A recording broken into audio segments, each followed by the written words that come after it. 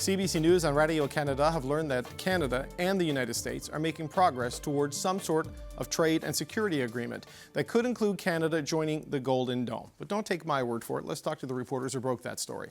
Blouin is the Radio Canada bureau chief here in Ottawa, and Katie Simpson is the CBC's senior correspondent in Washington, D.C. Good work by you both. Good to see you here. Good, David. Louis, let's start with you. There is a document going back and forth. I'm not surprised at this point to see proposals in writing. The thing that jumped out at me today was the idea that Canada's mentioning the Golden Dome in these talks. Catch us up to speed here. Yeah, so it's a less than 5-page document. Let's call it a frame of proposal that, started from Ottawa and was exchanged between the two capitals in the last few days, maybe last few weeks. So it's interesting because Canada in there is kind of outlining, what he wants to put on the table. So new investments in defense, sovereignty of the Arctic, for example, investment at the security, the measures that were announced last week in that bill. But also, big piece of it is that Canada would be ready to be part of that Golden Dome of Donald Trump. And we remember that Mark Carney said that the door was open to that project. So to what extent, that is not clear. But that seems to be what is on the table for Donald Trump. But what Canada wants is all tariffs lifted. Can that really happen before the G7? We'll see. But I think, there's still big questions mark out there. But the fact that there's an actual document going through hands between Canada and Washington could be perceived as a step in maybe the right direction through a resolution. So, Katie, let's bring you in on this. I mean, we did see the 2% NATO commitment this week. It's not a pledge to join Golden Dome, but maybe a suggestion to Donald Trump, like, look what is possible if we can just repair this relationship. But tariffs have gone in the wrong direction on steel and aluminum. What's your sense of how close this moves things to a deal at this point? So what I am told by two separate senior Canadian sources is that they are trying to aggressively say they do not think anything is going to happen before the G7. There had been hope leading up to this week that perhaps there was a runway to get something done before this meeting. I am told that is not the case, and that is not the expectation at this moment. The big concern behind the scenes, I understand, it all comes down to tariffs, right? Canada wants to go back to the terms of the CUSMA, the renegotiated North American Free Trade Agreement that Donald Trump negotiated and signed himself. That is the ultimate goal here, is to get back to that point where Canada and the United States are doing tariff-free trade outside of all of these new tariffs that have been introduced. I understand that a really big sticking point right now for the Americans is perhaps they do not want to move around the steel and aluminum tariffs. Those just recently went from 25% up to 50%. Those are not just for Canada. Those are for most U.S. trading partners. There are a couple of little carve-out and exceptions there for the UK, that kind of thing. But the main thing is getting the Americans to commit to tariff relief. And that is something that continues to be a challenge, is my understanding.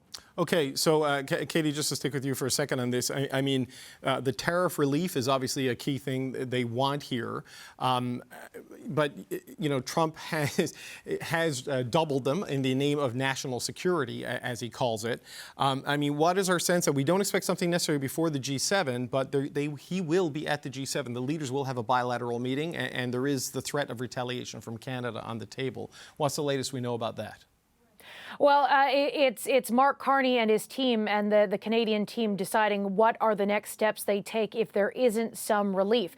There had been hope that perhaps Canada could maybe get something similar to what the UK got in sort of like the framework of a deal. And the thing to remember is that this is very different from those NAFTA renegotiations. Those were very detailed, trade-focused negotiations where you got trade lawyers, you got bureaucrats, you got everyone coming to the table to work out chapters upon chapters of trade law. This is a very different process where it's high-level conversations about broader commitments to cooperation involving not just trade, but security. So those are sort of the things, it's the high-level conversations. But the thing to really keep in mind here is that you're dealing with the Trump administration. And at the end of the day, it's always going to come down to what the president wants to do.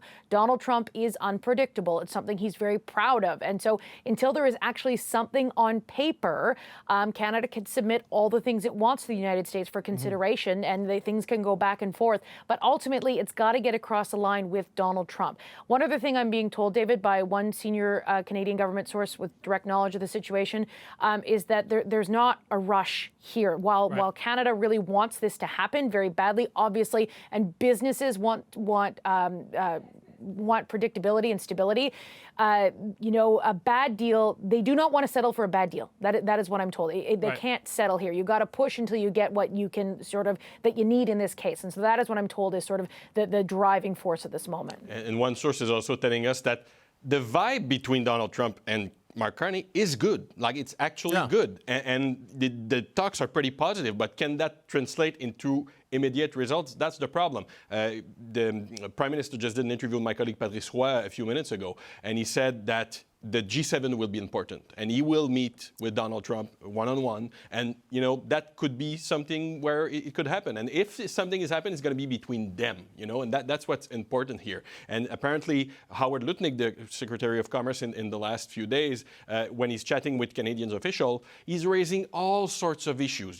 Dairy again, all of it, the digital tax, the French requirements on Bill 96 in Quebec. It's going all over the place. So. And the big question that the Canadians have now is, okay, so is that kind of what Donald Trump is asking? Like, is he just, speaking for Donald Trump, or is he just freelancing with that? Right. And that's the confusion also they have to deal with in that negotiation, and we'll see where it goes. But the thing is, after the G7, if there's no deal, the door is open, and Mr. Carney repeated in the interview with my colleague that they would be open to maybe a ramp-up tariff. So we'll the steel and aluminum retaliation. Because Louis, the way it has been suggested to me is obviously, look, nothing with Donald Trump is a normal negotiation. I don't need to tell either of you that. How does he feel that day? Well, but also the sense is that if there is an agreement on this tariff issue, it's kind of they think it'll come together kind of on this impulsive process at the last minute when the president is fully engaged on it. In the last little while, he's been fighting with Elon Musk, fighting with Gavin Newsom with what's happening in LA. He's got a lot going on, and you wonder how focused the president even is on this right now to get something in Kananaskis on Monday. If we get something now, doesn't mean we won't have another roller coaster ride next year when we have to negotiate NAFTA again. We can start over all again. So, I mean, it could be a temporary thing. It would be welcome on this side of the border. We see, again, ArcelorMittal, there are some layoffs today again here in Canada. So, of course, we want that, but for how long? And, there could be a storm coming next year anyway. Okay, Katie, final thoughts for you. I mean, what are we watching for? What do we think? I'm off to Alberta on Sunday. I think I'm going to see you there. Should we get our expectations up, or what are you watching for? Here's the wild thing I've learned about being a reporter who covers the White House in the Trump administration era. I don't know what to predict, but here's what I'm going to look for. It's all going to come down to the bilateral meetings and sort of paving the way to get there in terms of, are they going to create some runway or some space where Prime Minister Carney and President Trump can find some common ground and sort of push things across, to a further point to get further ahead. It's really going to come down to those conversations, because at the end of the day, these are decisions that are going to be made by President Donald Trump and Prime Minister Mark Carney. And all of the work that's going on at sort of the lower levels, they're still pretty high level, but anything below that leader-to-leader conversation, it could potentially get blown out, because it just comes down to really Donald Trump. Yeah, and well, look, a key thing is it's quiet, despite the information you two have pulled out of it. But it's been quiet. That's usually a sign talks are going well. Louis Blouin, Katie Simpson, always a pleasure. Thanks for your work today. Appreciate it. Well, as Katie and Louis laid out there, the document being passed between Ottawa and Washington is said to include a willingness from Canada to participate in Trump's Golden Dome missile defense system. Prime Minister Mark Carney previously laid out his thoughts about Canada getting involved in that project. We are conscious that we have an ability, if we so choose, to complete the Golden Dome with investments and partnership. And it's something that we are looking at, and something that has been discussed at a high level, but I'm not sure one negotiates on this. These are military decisions that are then taken in that context. And we will evaluate it accordingly.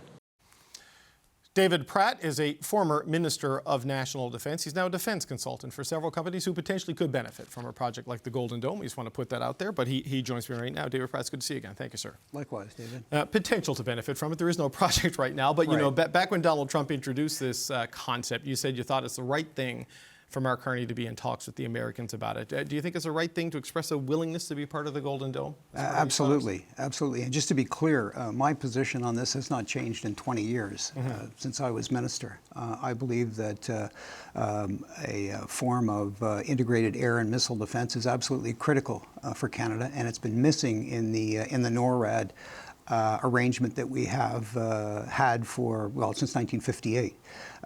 When a decision was made to take us out of ballistic missile defense back in 2005, what it did was it severed the command relationship between the Canadians and the Americans, so that Canada would only be involved in the threat detection. It would not be involved in the interception. And from that standpoint, I think we lost a bit of sovereignty at that moment.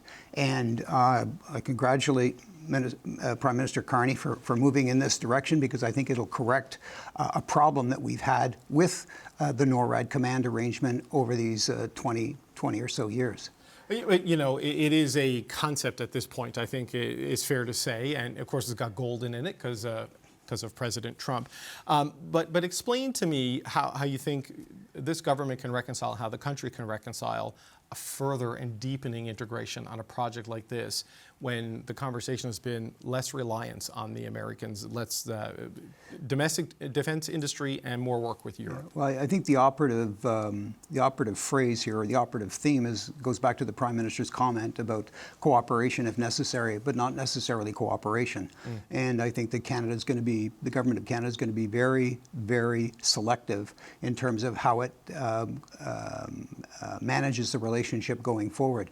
But the thing that we can't change is our geography. And with the bulk of the Canadian population living within 100 or so kilometers of the American border, we have an interest in continental defense. And that was expressed, as you say, almost 60 years ago with the NORAD arrangement. But prior to that, Canada and the U.S., and prior to that and after that, Canada and the U.S. have had a very, very close security relationship, which makes sense, again, because of the geography. But with over 1,000 agreements related to defense and security, it's hard to unspool that relationship with any kind of ease. Right. I mean, you can sever the relationship. You can't sever the continent. That becomes one of the challenges. Precisely. Like we are attached to the United States. But the difficulty in going into a negotiation on something like this with this president in this moment, with the way the transactional nature of it manifests itself in every important conversation. I mean, he negotiated the trade deal we have and is now violating it and leveraging it for concessions. How do you even approach a conversation with this administration on a big military buy that is undoubtedly going to make a lot of American companies very, very wealthy? Well, I think you approach it with extreme care and caution, and understanding the risks that are involved here. The unpredictability of the Trump regime, even in the first 6 months or so of this administration, is just mind-boggling. But at the same time, I think what the Prime Minister, it seems to me that the Prime Minister is in sort of hot pursuit of clarity and certainty in the relationship, and some measure of stability, some modus vivendi, where we can work with the Americans in a positive way and get things back to some semblance of normalcy. Based on what Louis and Katie have reported, and it certainly aligns with, I think, the public sentiments that have been expressed by the Prime Minister, that announcing the 2% target would be hit, it seems to be part of this whole thing. Going into the G7, take that irritant off the table. Going into NATO, take it off the table. But put it on the table in the direct conversation with the United States that, hey, we're doing this, we're willing to do this, now stop doing all of this. Do you think that is an approach that can bear fruit with this administration? Yeah, I don't think most Canadians realize that this has been an irritant in the relationship going back many years. When I had my first conversations with Donald Rumsfeld, when he was Defense Secretary in the U.S., this was brought up. Canada's defense spending was brought up. Yep. And it was brought up during typically during the Bush administration, during the Obama administration, and during the Biden administration. So this is something that has irritated the Americans for some time.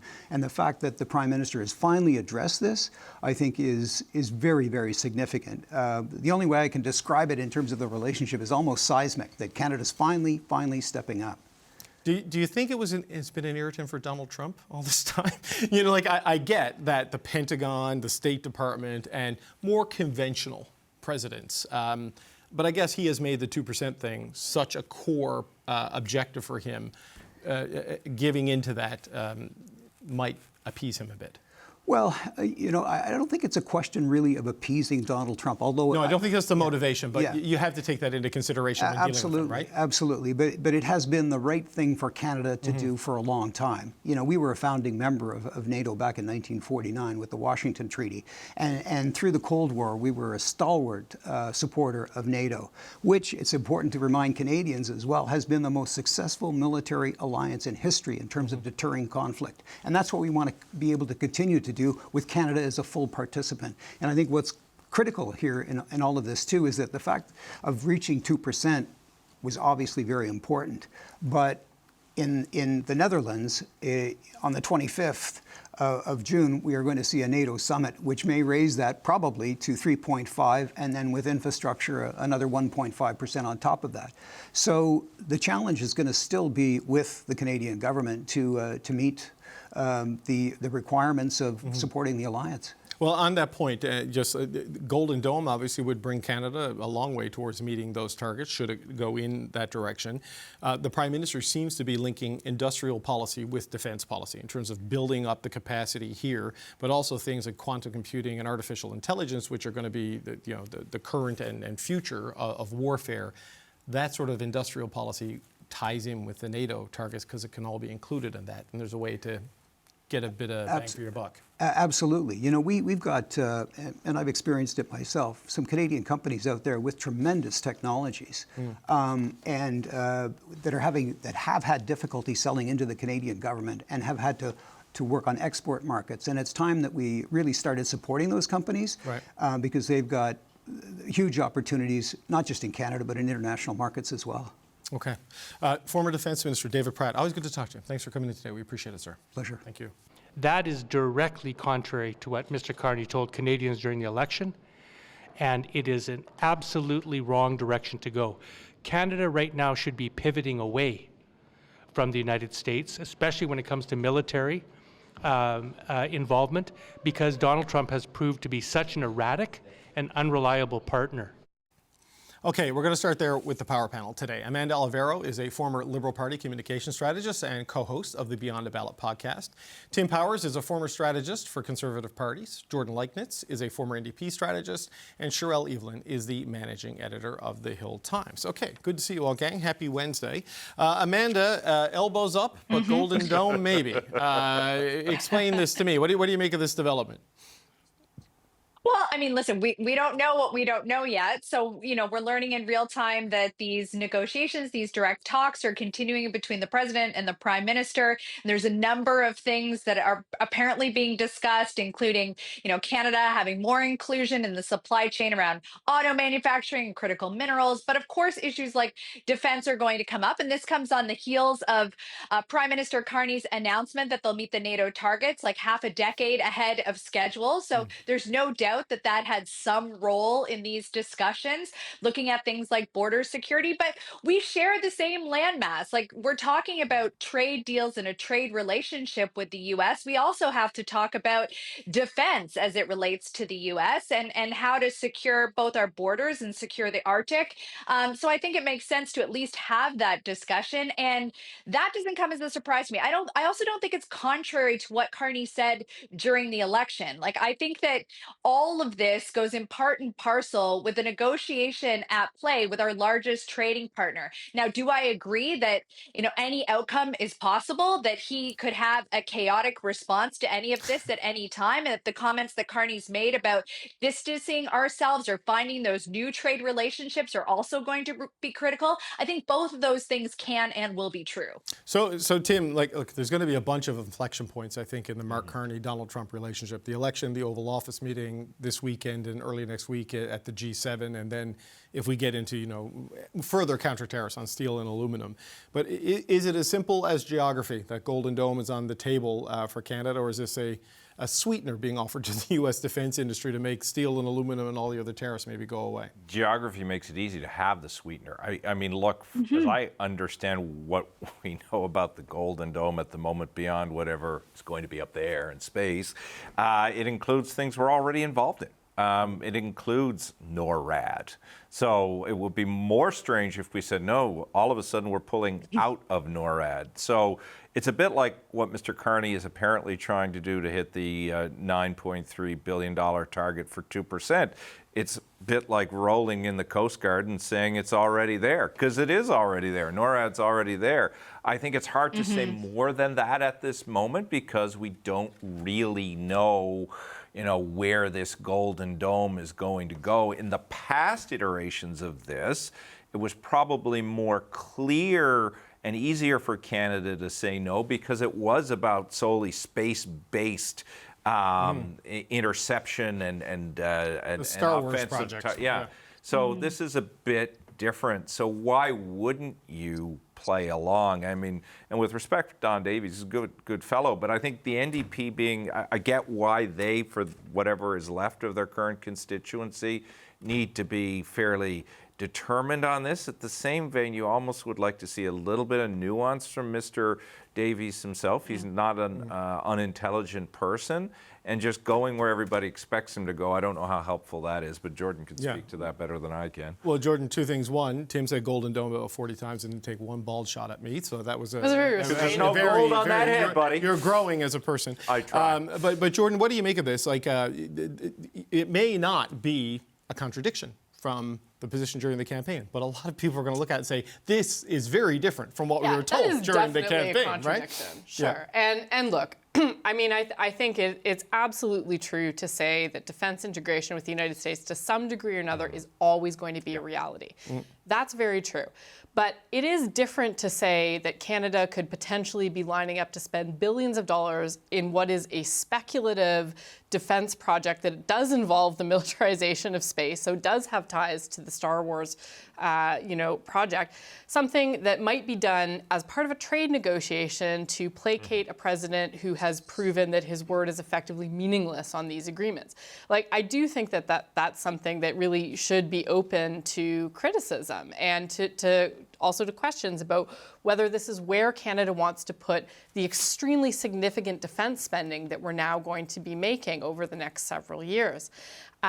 There are other places that we could be investing. We could be investing in Arctic infrastructure. We could be investing in modernizing NORAD. And those would be places that would be far more aligned with what Canada's defense policy has been. Could this all be part of it? I mean, could there be Golden Dome things in the Arctic? It seems to me you would have to, It could be, right? but again, Golden Dome itself, like, this is a Trump-led project that is far more about domestic political concerns for Mr. Trump than it is about defense concerns. And so there's also a risk, I think, for Prime Minister Carney in tying Canada's, chariot to that, if you will, because all of that goes along with Trump and his erratic nature in some of these things. So I do think the voices that are calling for a more independent-minded defense policy here are right, and that there should be a pause before this agreement to participate in this project, which we actually don't know very much about. We don't know where it's going to go. And then the last thing I'll say is, I think to Tim's pot shot about the diminishing constituency for people who agree with Mr. Davies and the NDP, that's actually not the case. There is a high degree of public reluctance to support the Golden Dome project in public opinion research that we've seen to date. Historically, Canadians have been very suspicious about joining any kind of continental missile defense project with the U.S. So this is not necessarily something that's inherently going to be a winner. Well, and look, and Don Davies is not making this decision, so there's no accountability for Mr. Davies in this whole thing. And Sherelle, to be completely clear to the audience, the letter does not say we're in Golden Dome. There's a willingness to look at it, right? Which is a very Mark Carney thing to do, is like, oh, we'll consider these options, and that's as far as we're going to commit to things. What do you make of what we've learned today on this? Yeah, I agree in bits and pieces with kind of what everybody has said. We don't know what exactly is being committed to, or if anything's being committed to. You don't know if the idea is to say, yes, we'll talk about this, we'll go along with this, with the hope or expectation that, this is a project that's not actually going to get off the ground because it's billions of dollars more than whatever it is that Donald Trump is predicting it's going to cost, and it will take a long time. So if the thought process is that, oh, well, you know, in 4 years, he won't be there anymore. Of course, that leaves the door open to other concerns about who's going to come after Donald Trump, and we don't necessarily know that America's going to swing the other direction. Well, if there is an after, but anyway. Or if there is an after. But it absolutely does raise concerns for people, and it's understandable because it is a contradiction. Because Mark Carney specifically said that deepening integration with the United States and the military is over. He said that was done. So for people to now see that and see willing discussions about the Golden Dome project, it is a very easy, you know, apples and oranges, A and B, these are not the same thing. So how do you square that circle? Yeah. So I do think that that's going to be something that will have to be explained further. I understand where Amanda's coming from and everybody else in saying that, you know, we are on the same continent, we all are kind of rowing in the same direction, but there has to be a line drawn somewhere. Well, on that point, Amanda, because it was, you know, that era is over, was what it was, and it evolved into cooperation if necessary, but not necessarily cooperation, right, is what the Prime Minister's sort of position is right now. Look, it speaks to the reality of the situation you're in, that you are just the attic of the United States, right? You're grafted on and you can't run away from that. But at this moment in time, politically, this, I think, is probably going to be a difficult sell to the Canadian public, don't you think? Yeah, I don't necessarily disagree with that, but I do think that this, I don't think, would come, you know, it's not like on an island. It wouldn't come on its own. Like, this is going to be part of an overall negotiation, which is going to include things that Canadians are extremely concerned about and want to see move forward.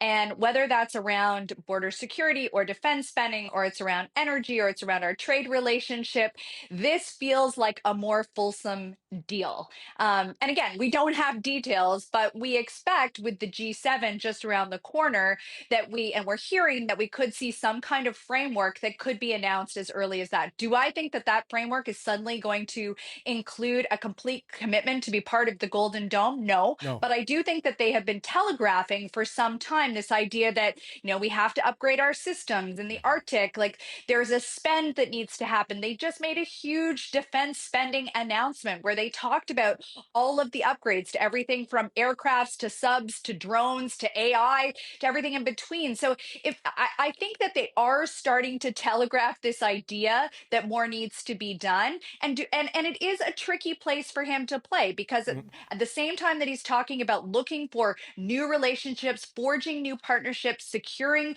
deals with other countries, and distancing themselves from the US, at the same time we're in the reality that we are tied to the US in many ways, and we have to secure our borders accordingly.